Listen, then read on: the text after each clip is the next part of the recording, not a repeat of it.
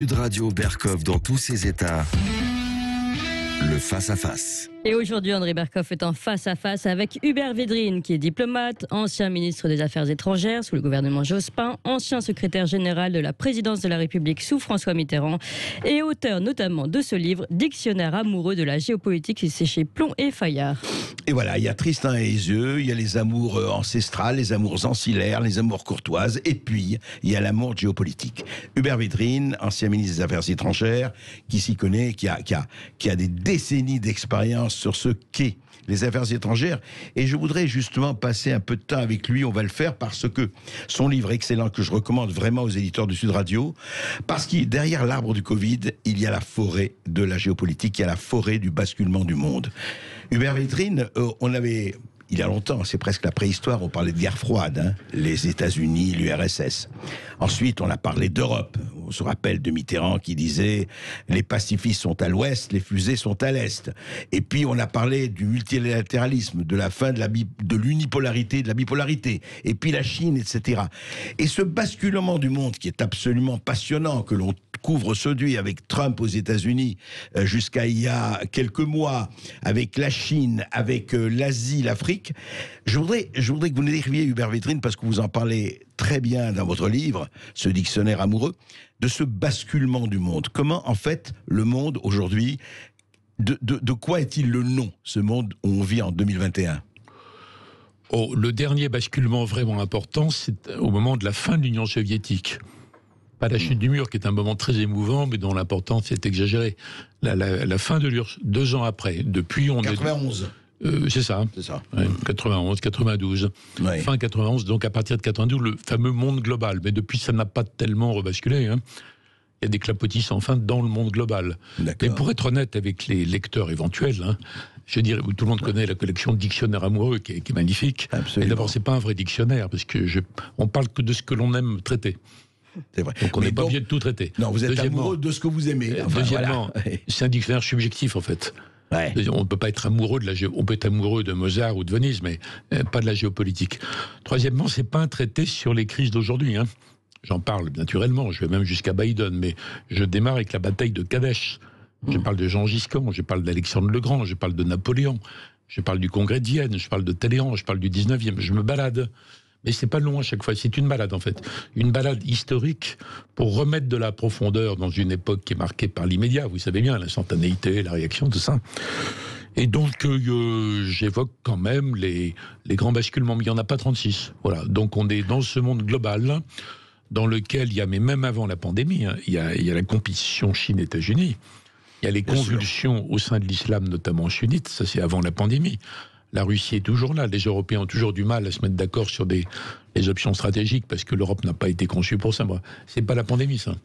Donc il n'y a pas un basculement tout le temps, en fait. Non, c'est vrai, mais pardon, vous dites que le dernier basculement, c'est le monde global. Sauf on voit émerger... Le passage de la guerre froide, le monde bipolaire... Voilà. Et le monde global aujourd'hui. Est-ce que le monde n'est pas en train de se... je dirais régionalisé, c'est-à-dire avec l'ascension de la Chine, ce qui se passe à la Russie, le Moyen-Orient, etc. Je veux dire par là, oui, le monde global, on le sait, l'ère du monde fini commence, et Valérie même en avait parlé, mais ce monde global, est-ce que n'émerge pas là, parce qu'on parlait aussi du monde multipolaire, vous savez, là, États-Unis, URSS, c'est pour ça que je parlais de la multipolarité, il y avait les grandes puissances. Aujourd'hui, on a l'impression qu'il y a des régions qui deviennent des régions mondes, des régions puissances, non ? Non, on avait parlé du monde multipolaire. Jacques Chirac adorait ce terme parce que ça a énervé les Américains d'ailleurs, en disant bon, il y a eu le monde bipolaire, URSS, États-Unis, et quand l'URSS disparaît, sort du jeu, les Américains triomphent. C'est l'époque de ce que j'appelais l'hyperpuissance. C'est l'époque Clinton, en gros. Mais certains, dont Chirac, disent non, c'est multipolaire. Il y a les États-Unis, il y a la Russie, il y a la Chine, il y a le Japon, il y a l'Inde et il y a l'Europe. Alors les Américains, ils veulent bien la notion d'un monde multipolaire à condition d'être au-dessus. Kissinger avait écrit là-dessus. Il y a les États-Unis et en dessous, il y a un monde multipolaire. C'est pas la vision qu'on en avait. Et de toute façon, c'est pas vraiment le cas. Parce que c'est pas le cas, à votre avis. Alors c'est vrai pour les États-Unis, c'est vrai pour la Chine.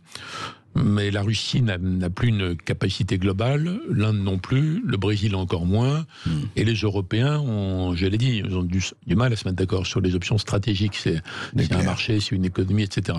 Donc il n'y a aucun terme en fait qui qui définissent vraiment bien la situation de monde global avec Clapotil dont je parlais. Alors selon les moments, il y a une puissance qui monte ou qui descend, qui voilà.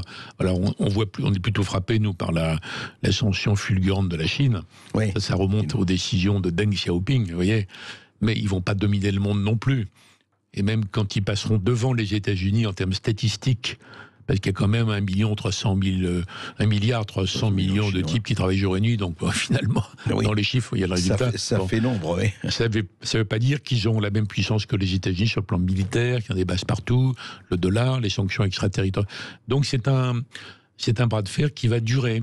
Mais je vois pas une puissance qui va contrôler l'ensemble du schmilblick, vous voyez.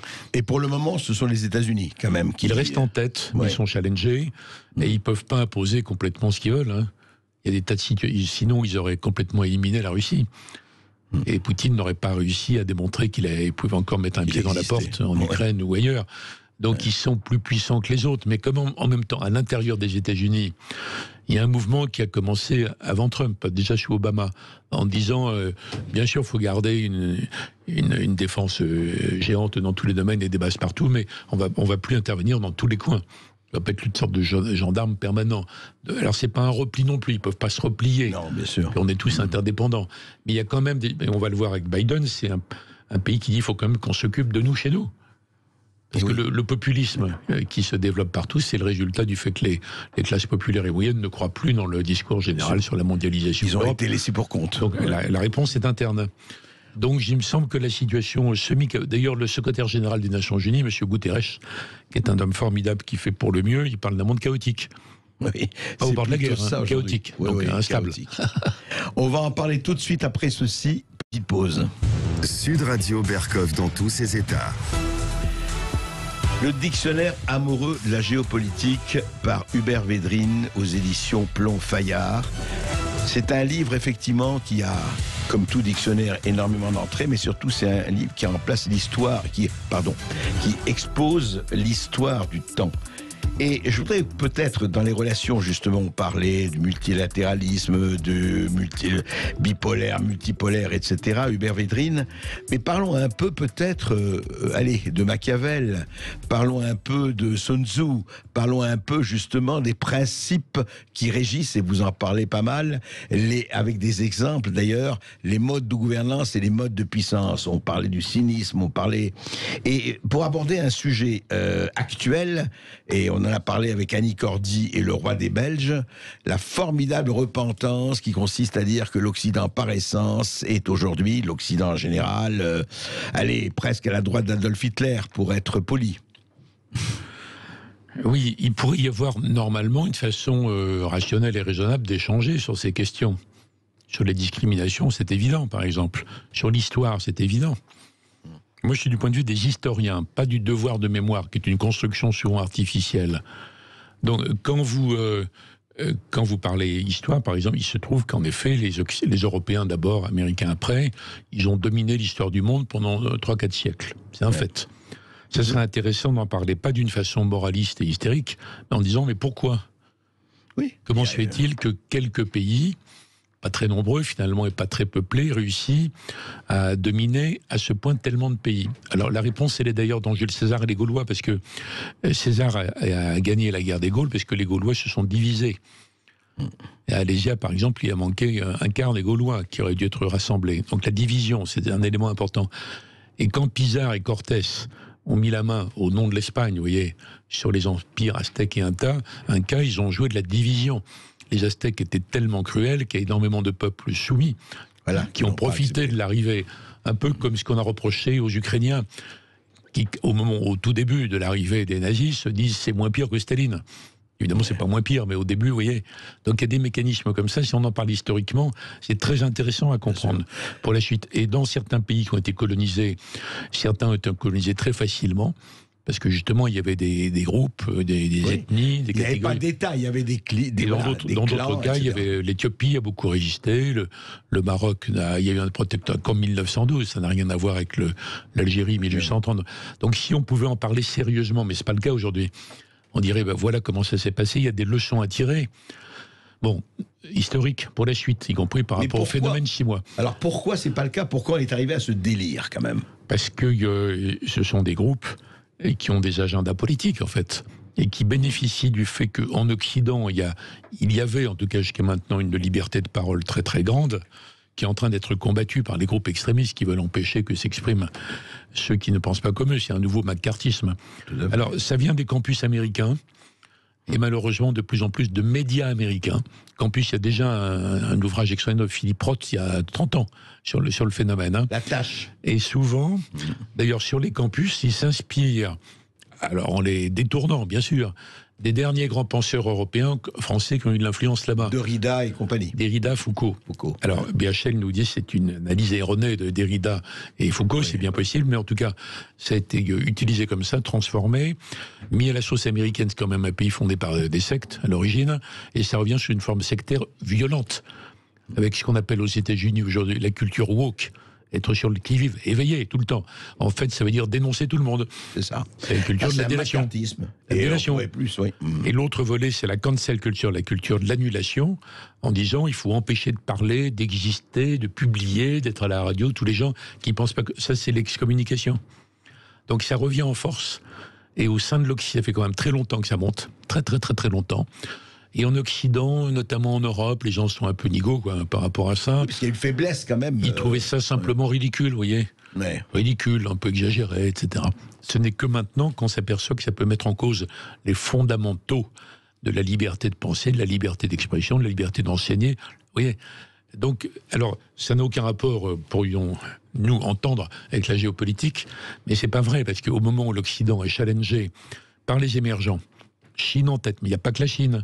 Il y a l'Inde, il y a des dizaines d'émergents derrière. Heureusement, ils ne sont pas d'accord entre eux. Bon. Bon. Il y a les pays d'Afrique, le Niger et compagnie, enfin beaucoup. Alors chacun a son approche. Mais... son agenda. Et alors ça dépend aussi si ces pays ont des diasporas dans les pays occidentaux pour agir de l'intérieur. Enfin, il y a tout un truc un peu complexe. Mais au moment où l'Occident est challengé comme jamais, la situation interne à l'Occident n'est pas tout à fait sereine, vous voyez, en termes démocratiques, en termes politiques. Dire, oui. Donc c'est pour ça qu'il y a un lien quand même avec quand on essaie de se projeter dans l'avenir, le monde dans 2050, quel sera le rapport de force. Alors je ne suis pas lourdingue dans le livre parce que ce serait quand même pénible, donc j'évoque ça au passage. Il y a plein de remarques malicieuses, mais c'est pas long, c'est des petites vignettes, vous voyez. Mais justement, Hubert Védrine, de ce point de vue, parce qu'il y a aussi une bonne dose de machiavélisme dans tout ça, et je voudrais qu'on parle un peu, parce que là aussi ça affleure dans votre trait, c'est pas un dessin caché de la tapisserie, c'est un des fils rouges. Le rapport de force. Est-ce que, en fait, on se pose toujours la question, est-ce que tout n'est que rapport de force? Par exemple, c'est intéressant de voir que l'islamophobie, on l'évoque du matin au soir et du soir au matin par les mêmes qui disent « Ah là là, la France est raciste systémique, et puis l'Europe est ceci et cela ». En revanche, sur la Chine, qui traite les Ouïghours du Xinjiang, les musulmans ouïghours du Xinjiang, comme on sait, on ne peut pas dire que le silence ne soit pas assourdissant. C'est-à-dire, c'est deux poids, deux mesures sur le rapport des forces. Qu'est-ce qu'il nous dit? Ça dépend de qui ils ont le plus peur, à mon avis. En fait. Mais je suis très camusien, moi. Donc je reprends à mon compte, mal nommer les choses, s'y ajouter au malheur du monde. Vous avez cité Machiavel. C'est très intéressant. Parce que Machiavel, qu'on présente comme le penseur du machiavélisme, en langage lambda courant, ça veut dire manœuvre immonde pour atteindre son but, de façon masquée, etc. En fait, c'est un nationaliste italien qui rêve d'une Italie réunifiée, dans l'Italie des princes qui se font la guerre d'une ville à l'autre. Il se projette là-dedans. Il donne des conseils au prince, le dirigeant. Et ce qu'il dit en gros, c'est ne tenez aucun compte de la morale chrétienne de l'époque, qui est c'est une chape de plomb. C'est aussi lourd que l'islamisme dans certains pays aujourd'hui. Chape de plomb. N'en tenez aucun compte parce que c'est totalement hypocrite. Et vous ne pourrez pas gouverner comme ça. Donc il dit des choses que des modernes du XVIIIe siècle rediront après. Ça. Donc c'est intéressant de revenir à Machiavel. Je ne dis pas qu'il faut être machiavélique au sens courant lambda d'aujourd'hui. Machiavel au sens nationaliste du terme. Cynisme, même chose. Pour les philosophes grecs, le cynisme, pour l'école cynique, c'est la capacité à braver l'opinion dominante. Donc c'est quelque part du courage intellectuel. C'est exactement le contraire de la définition la plus courante. Il y a une déformation là-dessus, du cynisme et du machiavélisme. On va essayer de comprendre ça. Alors, l'affaire des rapports de force, c'est évident. Évident. Et dans l'exemple que vous prenez, c'est intéressant le mot islamophobie, parce que phobie, ça veut dire peur. Peur. Bon, alors, c'était lancé, le mot islamophobie s'était lancé par souvent des fondamentalistes musulmans, soit chiites, soit sunnites, ou extrémistes, pour empêcher le débat, en fait. Absolument. Pour tuer le débat dans l'œuf. Vous voyez ? Bon. Alors, phobie, ça veut dire peur. Donc, il ne faut pas confondre le racisme anti-arabe, qui doit être combattu en tant que racisme, chaque fois qu'il se manifeste. Bien sûr. D'autre part, le débat sur l'islam, qui doit avoir lieu, comme n'importe quelle religion. Enfin, il doit, en fait, on ne peut pas l'empêcher. C'est ça. D'ailleurs, que disait Voltaire ? Voltaire disait « écrasons l'infâme ». C'était l'Église. Bien sûr. Écrasons l'infâme, l'Église. Bon. Et d'autre part, la peur de l'islam, la peur de ce que devient l'islam, vous le trouvez chez beaucoup de penseurs musulmans contemporains, notamment au Maghreb. Regardez ce que disent les femmes tunisiennes, les grands romanciers algériens, beaucoup d'intellectuels, d'avocats, etc., qui disent « moi, je suis musulman, je suis pleinement musulman, mais je ne me reconnais pas dans l'évolution fondamentaliste, encore moins dans l'évolution islamiste, encore moins dans le terrorisme, bien sûr. » Bon, ce débat, il faut l'entendre. Donc le mot islamophobie, ça ne veut rien dire. Une espèce de mélange complètement absurde pour empêcher que le débat ait lieu, vous voyez. Il faut faire le ménage dans tous ces mots, parce que sinon... on ne sait plus de quoi on parle. Eh bien, vous parliez de rapport de force. Moi, je suis de l'école mitterrandienne, donc vous avez cité la formule célèbre sur les missiles sont à l'est et les pacifistes à l'ouest. Ça veut dire tout simplement que la sécurité est basée pour le moment sur le rapport de force. Si l'espèce humaine devient un jour raisonnable, on pourra raisonner autrement. Mais en attendant, c'est le rapport de force qui garantit la paix quand même. Bon, oui, ça reste vrai, mais le rapport de force aujourd'hui, c'est pas que la force militaire.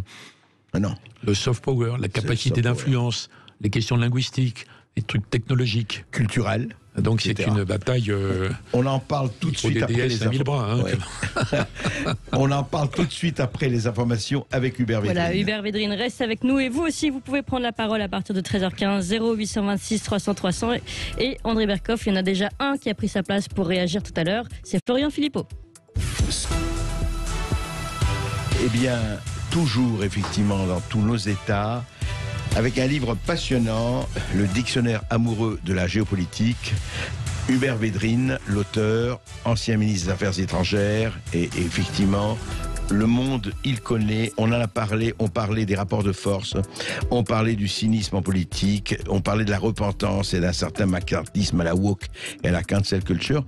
Mais je voudrais, vous avez été très proche de François Mitterrand, Hubert Védrine notamment, comme d'autres aussi, vous avez été proche d'autres, vous avez connu beaucoup de chefs d'État, etc. Je voudrais effectivement que vous me donniez un peu la différence, et on le voit bien aujourd'hui, on va pas faire un palmarès nommément, entre les gens qui sont vraiment des chefs d'État, des visions, des vistas, et ceux qui sont un peu, qui ne pensent qu'à leur réélection et qui sont, je dirais, le nez sur le guidon. Est-ce que ça ne joue pas de façon formidable le facteur humain, en fait? Ça renvoie au facteur humain. Et le monde, évidemment, il y a à un moment donné des tempéraments qui font pencher la balance dans un sens ou dans un autre. Il n'y a pas que le poids des réalités objectives. Mais vous avez déjà donné la définition dans votre question, parce que bon, l'homme politique, c'est quelqu'un qui est dans la compétition politique, donc qui prépare des élections, qui gère un parti, qui doit gérer des dissensions permanentes, parce que le pouvoir, c'est une machine à arbitrer, à trancher sur des sujets compliqués tout le temps, bon, et qui a l'œil sur le sondage de la veille ou du lendemain, et les réseaux sociaux qui racontent n'importe quoi, et puis, etc. Et les élections. Alors, ce qu'on appelle l'homme d'État, mais c'est plus facile à dire après que pendant, en fait. C'est un homme ou une femme, c'est pareil, mais c'est quelqu'un qui a la capacité à s'élever au-dessus de tout ça, à penser plus loin, avoir l'intérêt de son pays à plus long terme, mais il peut paraître comme complètement hors sujet quand il raisonne comme ça dans le feu de la bataille, vous voyez. Donc, normalement, il se projette au-delà des élections, au-delà des intérêts immédiats. Ça passe presque inévitablement par le fait d'affronter son propre camp, à un moment donné, vous voyez. Donc c'est ça le marqueur. Un dirigeant, un décideur, qui à un moment donné dit je suis obligé de renoncer à cette promesse qui est folle, ou qui est malsaine, où on avait espéré ça, mais on ne peut pas. Donc c'est rare qu'on puisse définir un homme d'État quand il n'y a pas eu à un moment donné cette épreuve de vérité. Où il est capable, et il a le courage, la vista, d'aller contre son propre camp. Enfin, on peut citer déjà un exemple, De Gaulle amené au pouvoir quand même par les partisans de l'Algérie française. Bien sûr, oui. Et qui a fait effectivement ce qu'il avait à faire. Quel que soit son réalisme, il va mettre quand même 4 ans, 58-62, à arriver à faire admettre à une grande partie de la population française, une écrasante partie en métropole, mais avec les souffrances humaines géantes que l'on sait pour des tas d'autres, le fait que c'est inéluctable. Bon, mais il l'a pensé longtemps avant. On voit les confidences faites à Alain Peyrefitte, par exemple, vous voyez. Dans un genre différent, quand François Mitterrand, en 83, qui a donc créé le Parti social, recréé en 71, puis l'Union de la gauche, un programme très à gauche, avec des ministres communistes en 80, et qui appliquait loyalement presque toutes les promesses faites entre 80 et 83. Mais à un moment donné, la situation est telle que la relance du pouvoir d'achat ont fait que les Français ont acheté des tonnes de produits qui venaient de l'extérieur, notamment d'Allemagne ou autres. Les déficits sont gigantesques. On ne peut plus les assumer, Delors l'alerte depuis très longtemps, et même Mauroy par rapport à ça. Et donc la France n'est pas loin de passer sous la coupe du FMI. On est début 83. Alors il consulte pendant 8 à 10 jours, il discute avec les uns et les autres, les partisans, disons, d'une réorientation radicale, on dit pour l'Europe, mais tout simplement vers le bon sens. On ne peut pas dépenser indéfiniment plus que ce que l'on a. Bon, vous voyez. Donc il hésite et finalement il tranche. Il n'hésite pas, il tâtonne. Il teste sur les uns et les autres. Et finalement, il fait le choix européen que l'on sait, en mars 83, qui permet la relance avec Helmut Kohl en 84, puis la décennie européenne qui va jusqu'à Maastricht. C'est assez courageux parce qu'il y a une partie de l'électorat de gauche qui n'a jamais admis ça. Alors il y a des gens calculateurs qui servent de l'argument pour alimenter un procès posthume contre Mitterrand, mais il y a des tas de gens de bonne foi en fait, qui pensaient vraiment que ça pouvait continuer comme entre 80 et 83, qu'on disait une sorte d'Albanie, vous voyez. Et là, il y a quand même une césure, il y a une souffrance.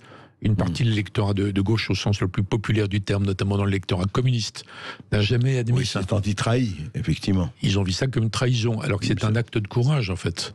De très grand courage pour la suite.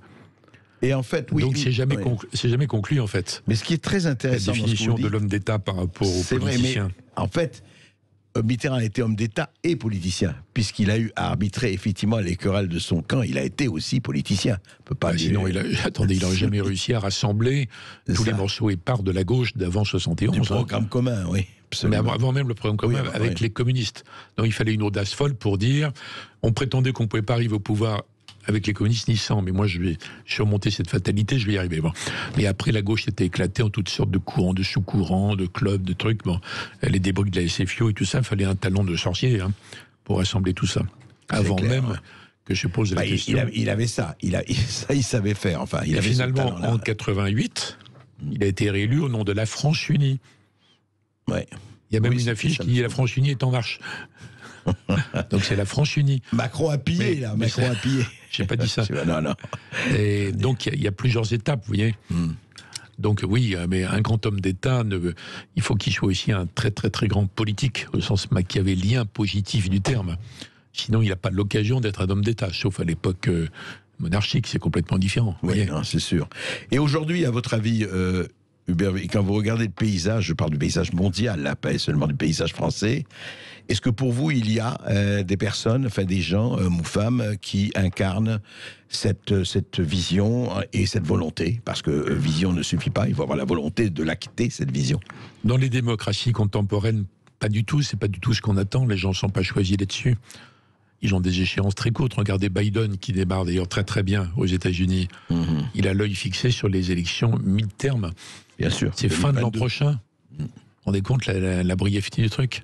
Oui, mais c'est pas comme ça qu'on va arriver très loin, enfin je crois. Non, mais ce sont les systèmes démocratiques contemporains, avec des mandats très resserrés, une surveillance permanente. Les gens élisent quelqu'un le dimanche et sont furieux le mardi. Bon, c'est très très compliqué de gouverner les démocraties. Donc vous trouvez, non pas des hommes d'État, j'en sais rien, peut-être que Chou En-lai il était, malgré Mao, en Chine autrefois, Gorbatchev... Deng Xiaoping.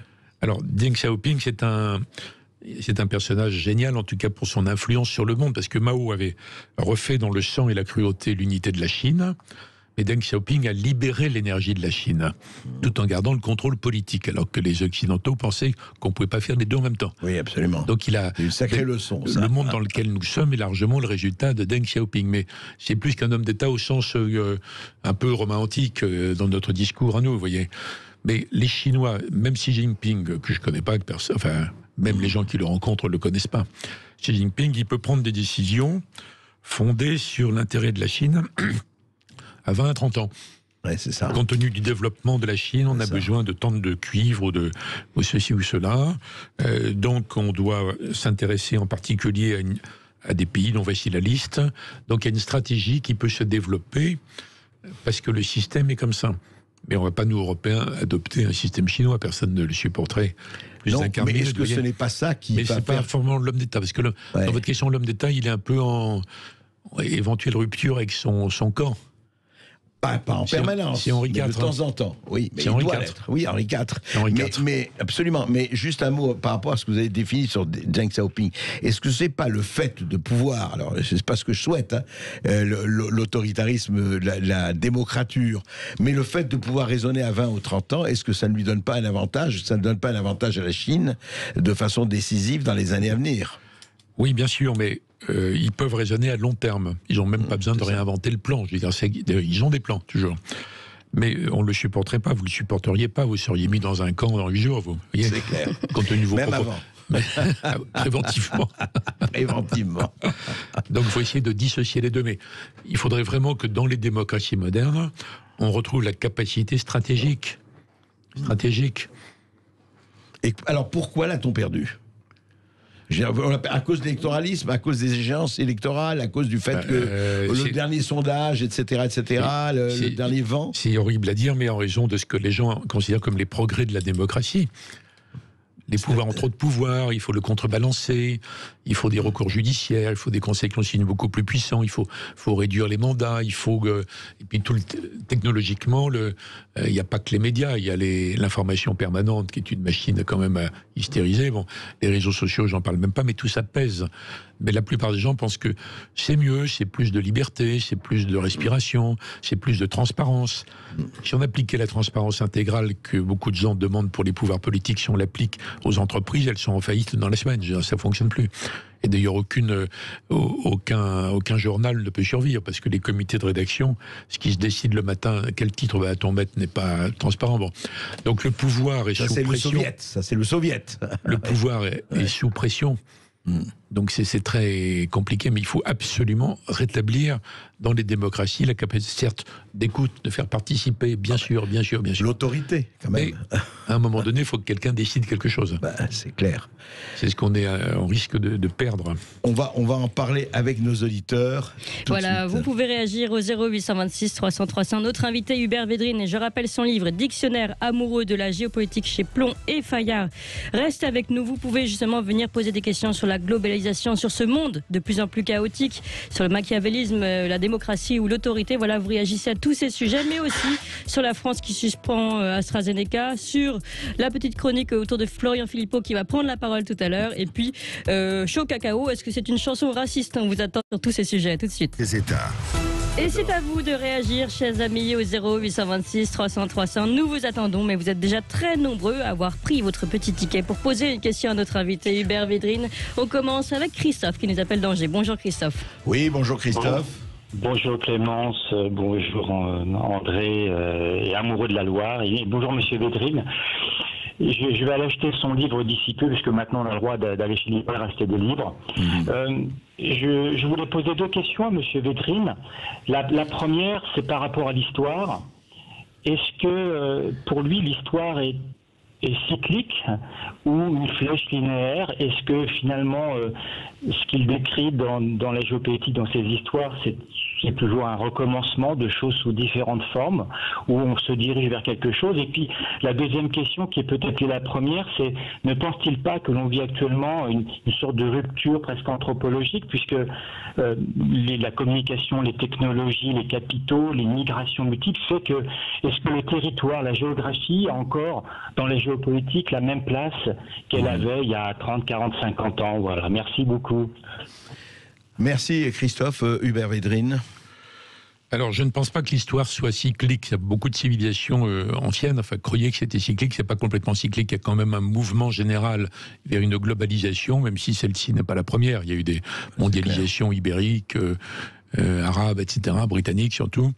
Il y a quand même, de façon qu'un cas très très lentement, le monde prend conscience d'une espèce d'unité, même si cette unité pagailleuse et conflictuelle. Par exemple, dans l'affaire de la pandémie, c'est la première fois que l'humanité a eu peur de la même chose en même temps. Oui, c'est vrai. Alors peut-être de façon disproportionnée quand on regarde les taux de létalité réels. Hein. C'est clair, ça aussi. C'est la première fois. Donc plutôt ce mouvement. Ce qui fait que Fukuyama, qui avait prédit la fin de l'histoire, il s'est complètement planté sur la phase actuelle, mais il aura peut-être eu raison dans 150 ans, vous voyez. Bon. On ne sera pas là. On verra. Ah bon. Dommage. D'autre part, sur la question géographique, je pense qu'au contraire, on la retrouve dans l'enracinement, les lieux, alors que c'est la pensée globalisante, la pensée commerce, la pensée OMC, on va dire. La pensée mondialisation heureuse. Oui, mondialisation heureuse, mondialisation économique. Le monde est un vaste grand marché, et en fait, tout ce qui est identité, histoire, localisation, c'est complètement dépassé, ça ne veut plus rien dire, c'est par ailleurs répugnant, très dangereux, vous connaissez tout ce blabla. Et en fait, c'est l'inverse qui se produit. La Chine, c'est la Chine, vous voyez. Le peuple américain a rappelé à l'ordre ses présidents, et la moitié des Américains restent trumpistes, plus ou moins violents, enfin bon, quand même, par rapport à ça. Et on voit bien que... L'identité. Même en Europe, Jacques Delors, le grand Européen s'il en est, rappelait sans arrêt à ses services qui étaient trop niveleurs, normalisateurs, réglementaristes, leur disait non, c'est une fédération d'États-nations. Donc je pense qu'on est plutôt en phase de redécouverte et puis l'Iran est toujours l'Iran, et puis les Arabes sont les Arabes, etc. Bon, et Israël, etc. Donc c'est très important de retrouver les clés de ce monde-là. Donc la phase un peu erronée sur tout ça est complètement dépassée au profit du magma global pelliculaire. Je pense que c'est plutôt... Nous sommes en train d'en sortir plutôt. En fait, globalisation ne veut pas dire banalisation. Ça dépend pour qui, mais oui. Allez, on retourne au standard. On donne la parole à Benjamin qui nous appelle d'Agen. Bonjour Benjamin. Oui, bonjour Benjamin. Bonjour. Alors excusez-moi, je coupe la radio parce que j'ai mon retour. Oui. Oui, alors je vous appelle du coup pour réagir sur 2 points. Oui, allez-y. Donc quand j'ai pris l'émission, vous parliez donc du manque d'autorité aujourd'hui de l'État et un petit peu de la crispation de nos gouvernants. Donc moi je me pose la question est-ce que ce manque d'autorité ne serait pas lié en fait à un problème éducatif, alors sans remettre en question l'ENA ou quoi, mais en fait l'autorité, on a tendance à croire qu'elle pourrait être naturelle, alors qu'en fait, personnellement, je pense que ça s'apprend en fait. Le respect, ça s'apprend de manière générale. Il n'y a pas d'autorité sans respect pour moi. Donc voilà. Donc première question, est-ce que cet autoritarisme manque à l'État parce que tout simplement, il n'y a plus de respect de l'État, quoi. C'est ça. L'éducation de nos élites, enfin de nos gouvernements, n'est pas adaptée en fait pour les entraîner à avoir une autorité, un respect global. Ce qui fait qu'aujourd'hui on se moque d'eux et eux se moquent de nous quelque part. Enfin il y a en tout cas une rupture. Donc premier point voilà par rapport à ça et par rapport au fait là, que ce serait la première crise mondiale. Est-ce que l'intervention donc d'Internet et aujourd'hui des réseaux sociaux n'est pas une problématique vous parliez d'hystérie tout à l'heure. Est-ce qu'il n'y a pas un problème justement social, anthropologique par rapport à ça, parce que on est noyé sous les informations. Enfin, on le voit là aujourd'hui avec le vaccin AstraZeneca. Avant-hier, tout allait bien. Hier, ça va beaucoup moins bien. Aujourd'hui, on l'interdit. Et est-ce qu'au final, tout ça va pas beaucoup trop vite, même pour j'allais dire les génies qui nous dirigent. Même pour les responsables. Même pour les responsables. Voilà. Ouais, d'accord. Hubert Védrine, alors justement, autoritarisme, crise de l'autorité. Bon, c'est un vaste sujet, on ne va pas les développer, mais nous vivons dans des sociétés, notamment en Europe, où depuis 30 à 40 ans, on a réduit l'autorité systématiquement. C'était à peu près tous les décideurs, tous les penseurs, tous les communicants. C'est disons, le mouvement 68. D'ailleurs, même si mai 68 n'avait pas eu lieu en termes d'événements, ça se serait produit parce que c'est une sorte de philosophie également liée au campus américain déjà à l'époque. Donc il y a l'idée qu'on vivait avant dans un monde monstrueusement autoritaire, atroce sur le plan public, sur le plan privé, sur le plan sexuel, et qu'il fallait donc réduire tout ça. Donc pour énormément de gens encore aujourd'hui, il faut encore réduire l'autorité, vous voyez. Puisqu'on arrive à une espèce de système complètement autogéré, où plus personne n'est responsable de rien, ni chef de rien. Vous voyez, les Gilets jaunes, par exemple, beaucoup d'entre eux ne voulaient pas avoir de représentants. Parce que déjà, un représentant, c'est le risque de fabriquer un petit chef. Bon, alors c'est une question de civilisation qui nous dépasse. Si les populations occidentales, et notamment européennes, ont fini par s'apercevoir que c'était très bien inspiré à l'origine, mais que ça a été trop loin, qu'il faut peut-être maintenant corriger, peut-être qu'on va voir réapparaître d'autres réactions, notamment en matière d'éducation, comme il a été dit, où là aussi il y a eu un effondrement pendant longtemps, consenti, organisé même. Quant à Internet, bah oui, c'est évident, on ne va pas le désinventer, donc je pense que la seule réponse, c'est de former, ça revient à la remarque sur l'éducation, pour former des citoyens numériques, pas simplement des gens techniquement à l'aise, pour aller sur tous les enfants. Conscience critique, etc., etc. Voilà, comme un journal, à une époque, on pouvait leur dire, regarde, il y a tel événement, mais regardez la façon dont le traite le Figaro, Le Monde, l'Humanité et d'autres. Bon, il faut développer cette capacité mentale chez les enfants les plus jeunes possibles pour qu'ils comprennent quelles sont les choses, pour apprendre à comparer, pour apprendre un peu de recul. Vous voyez, il faut les rendre moins vulnérables, puisque c'est ça la jungle dans laquelle ils vont vivre. Bien sûr. Cela dit, rappelons-nous que les fake news, la presse, quand on lit les anthologies, ni vous ni moi ni tourné, les anthologies 14-18 ont raconté que les Allemands coupaient la tête et coupaient les mains des petits Français. Les fake news, ça a toujours existé, Hubert Védrine, vous le savez. Enfin, tout ce chaos-là a toujours existé. Même dans la Bible, il y a des choses inexactes, semble-t-il. Oui, voilà. Mais justement, donc les fake news n'est pas une invention d'aujourd'hui. Non, mais c'est une question de puissance, de diffusion et d'impact. C'est ça. Allez, vous continuez de nous appeler, en tout cas 0826 300 300, on se retrouve dans quelques instants. Sud Radio Berkov dans tous ses états. Et vous êtes très nombreux justement à nous appeler au 0826 300 300. Vous souhaitez poser des questions à notre invité Hubert Védrine, auteur de Dictionnaire amoureux de la géopolitique chez Plomb et Fayard. Tout de suite, on va au standard, on donne la parole à Philippe qui nous appelle d'Arles. Bonjour Philippe. Oui, bonjour Philippe. Bonjour André, bonjour à Hubert Védrine, qui comme d'habitude a des phrases au scalpel. Donc, je vais pas revenir sur tous les mots qu'il a prononcés tout à l'heure, mais il donne une très bonne idée de ce qui se passe dans cette mondialisation et en même temps dans cette bataille. On va relocaliser et en même temps on est mondialisé. C'est très très difficile à gérer. Le Covid en donne un exemple parfait. C'est une pagaille invraisemblable.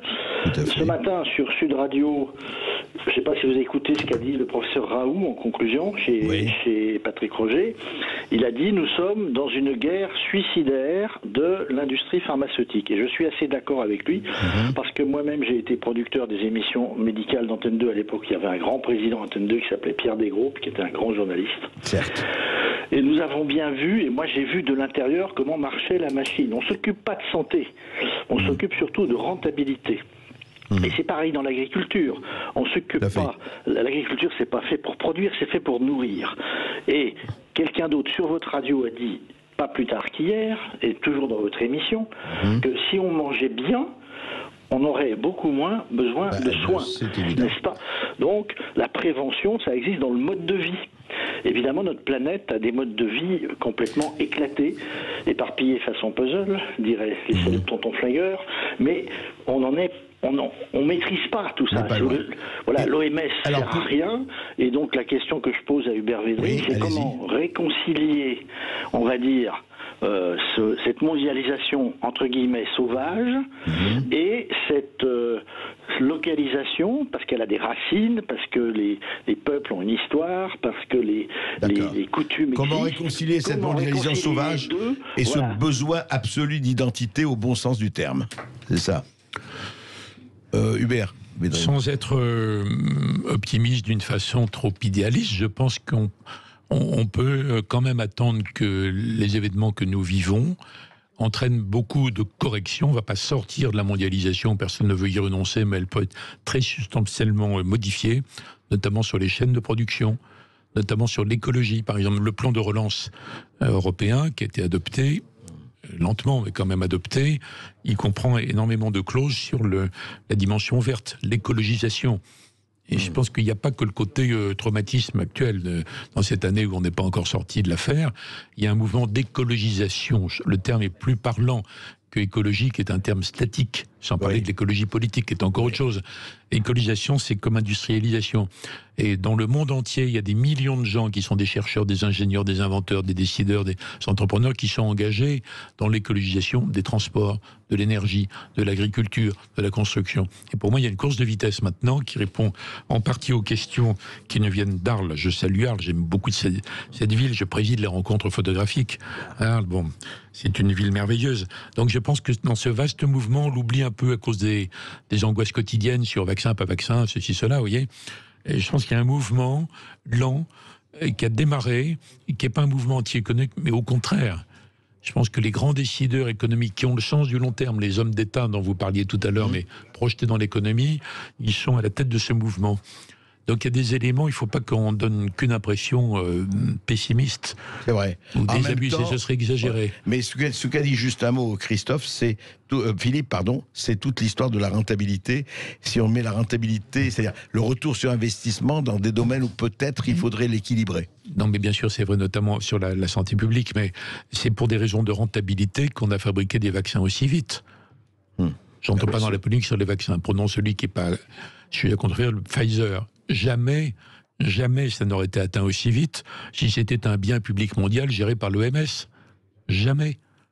Donc c'est la compétition de l'investissement, de l'innovation, du capitalisme. En fait, il faut appeler les choses par leur nom, mais il y a 36 formes de capitalisme, il faut des règles et pas n'importe comment. Avec les milliards de l'argent fédéral, rendons à Trump ce qui appartient à Trump. Il a pris quand même une décision importante par rapport à ça. Mais au-delà de ça, je pense que le mouvement d'écologisation de l'ensemble des modes de vie et de production va complètement modifier dans un sens plus positif.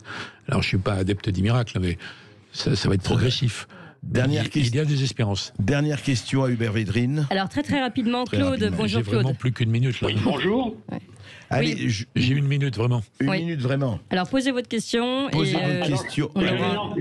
Très rapide. Je vais n'en poser qu'une. Oui. Allez. En remerciant M. Berghoff et M. Védrine de bien vouloir l'écouter. Allez-y. Ma première question, donc, l'Europe se fera avec la Russie ou ne se fera pas? Qu'en pensez-vous? Non, je ne pense d'ailleurs pas que la Russie le souhaite. La Russie n'a pas du tout envie d'être embierlificotée, embringuée dans une espèce de système européen incertain. Par contre, ce qui est vrai, donc il n'y a pas de demande russe. Et il n'y aura jamais d'accord en Europe, puisque l'ensemble des pays européens veulent continuer à être protégés par l'Alliance Atlantique, donc par les Américains, parce que avoir développé une vraie capacité européenne dans ce domaine, les terroristes, ils n'en sont pas capables. Donc faut traiter autrement ce qui est derrière la question que vous posez. Il faut une Europe forte, qui assume ses capacités, son destin et qui s'affirme comme une puissance raisonnable et qui a un partenariat avec la Russie. Oui. Mais ce qui aurait été très jouable, à mon avis, jusqu'aux 2 premiers mandats de Poutine, l'est quand même beaucoup moins maintenant, parce que Poutine, pour le moment, en attendant, espérons que ça puisse changer, a pris un parti inverse, c'est-à-dire que c'est le système des sécurités, les sécuritaires en Siloviki, en Russie, qui ont pris le parti de plus rien attendre de l'Occident, et de jouer la carte chinoise jusqu'à un certain point.